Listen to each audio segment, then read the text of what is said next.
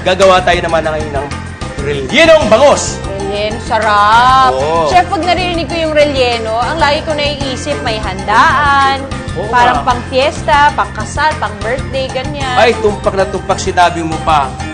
Alam mo kasi pag sinabing relleno, special yan sa fiesta dahil pinaghihirapan, di ba? Ang gagawin yan, ito may itakta rito. Unang-una, pitpitin mo ng ganyan. Yung dulo, bago mo tatanggalin yung laman. Bakit po kailangan pitpitin yung buntot, Chef? Kasi pagka kinuha na natin yung laman sa loob, pag hindi mo pinitpit, hindi mababali, hindi mo mahuhugot. Hindi sasama. Kasi pag huli mo siyang pipitpitin, mamaya, Nakadikit pa mabubutas. dun sa dulo. Opo. So, ganyan. Paano mo siya tatanggalin, Chef? Ha?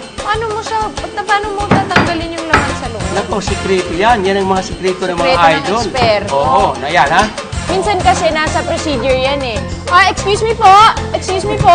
Bakit merong kiliti lang nangyayari dito? May sikreto kami pinag-uusapan dito. Nararamdaman ko ako din eh. Kailangan natin mag-focus para mapakain natin sila ng Pwede ba tama. tayo?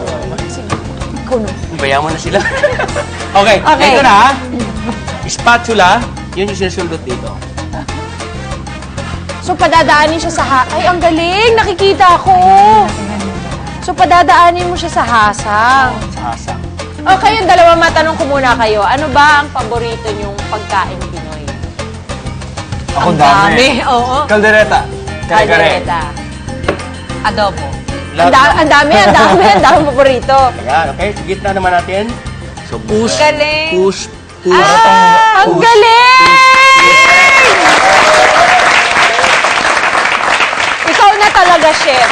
Yan. Paghugasan mo na ng konti. Sa balat lang, huwag sa loob, ha? Okay po. Wash, wash, washi. Washi-washi.